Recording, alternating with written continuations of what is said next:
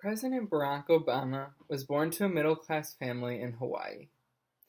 In addition, due to his race, he grew up without special privileges.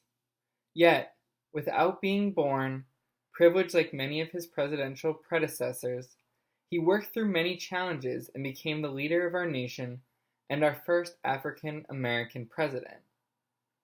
In this week's Parsha, Toledot, the biblical narrative questions the privilege that goes along with being a firstborn son. When Rebekah's time to give birth was at hand, there were twins in her womb. The first one emerged red like a hairy mantle all over, so they named him Esau. Then his brother emerged holding on to the heel of Esau, so they named him Jacob. Esau is the firstborn son, and his twin brother Jacob is delivered next. However, Jacob goes on to trick Esau into selling him his birthright, and then Jacob tricks Isaac, his father, into giving him the blessing of the firstborn. Some may feel sorry for Esau for losing his firstborn status, but before we evaluate him any further in this situation, it is important to understand how we define the firstborn status. The Torah does not have a consolidated definition of firstborn, but the Mishnah, however, does. The Mishnah is the first written redaction of Jewish tradition and the first piece of rabbinic literature, dating to around the 200 CE. A firstborn son, or Bachor, is defined as having a birthright in the Mishnah. The opposite of Bachor is a Pashut, which means a plain, unprivileged son. Mishnah Bechorot, chapter 8, begins by defining a firstborn human son with regards to two rules. First, he gets a double portion of his father's inheritance. This comes from Deuteronomy, which says, "A man must accept the firstborn, the son of the unloved one, and allot him to a double portion of all he possesses. Since he is the first fruit of his vigor, the birthright is his due." The second component stems from Numbers and says, "He must be redeemed for 5 shekels from the priest." This redemption component is directly related to the firstborn Jewish son being saved from the 10th plague that kills the firstborn Egyptian sons. While the Mishnah defines these two components, it also states that a firstborn son can get his inheritance without qualifying for the redemption from a priest, can qualify for the redemption and not the inheritance, or may qualify for both inheritance and redemption. The first case the Mishnah looks at is a firstborn son who qualifies for inheritance but not redemption. It provides an instance of a son who follows a premature son whose head came forth alive but then goes back into the womb.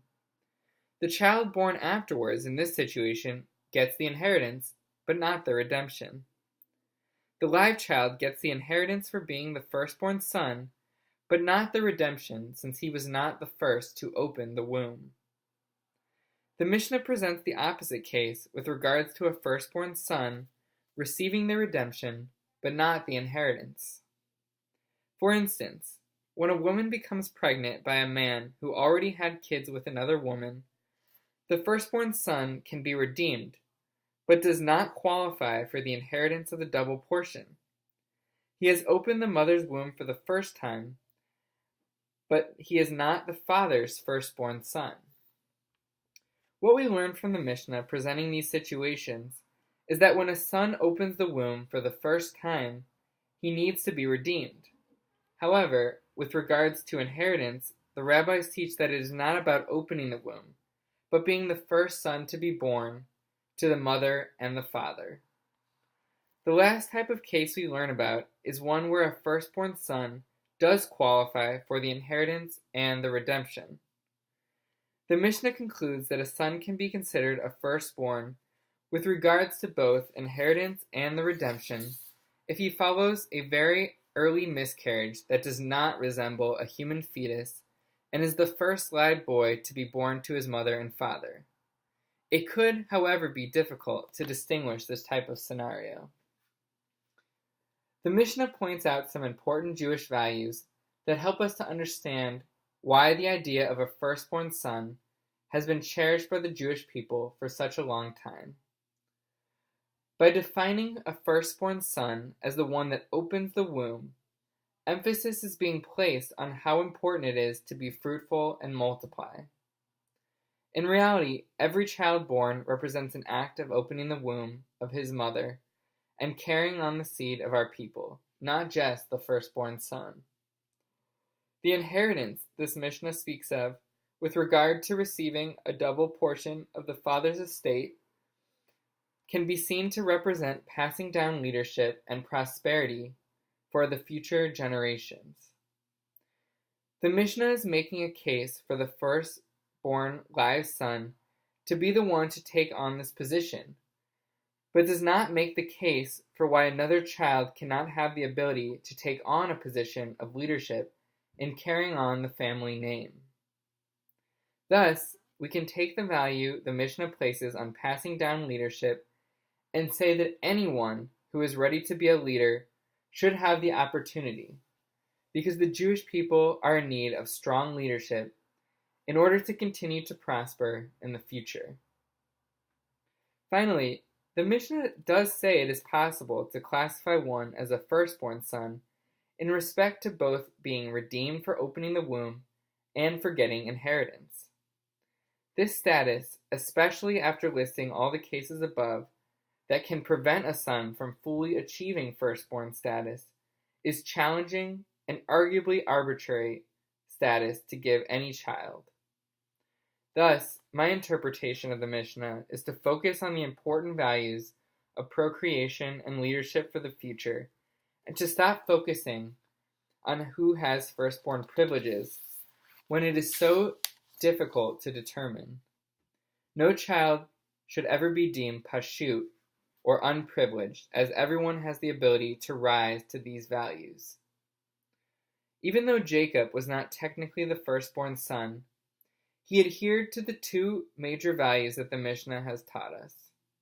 He took on a major leadership role by becoming the next patriarch after Isaac and had many children in the process. The combination of these two values led to the creation of the 12 tribes of Israel, which became Am Yisrael, the people Israel. Jacob did not accomplish this by being born with privilege, but by working hard. In our society, we still put much emphasis on being born with privilege, and this often inhibits us.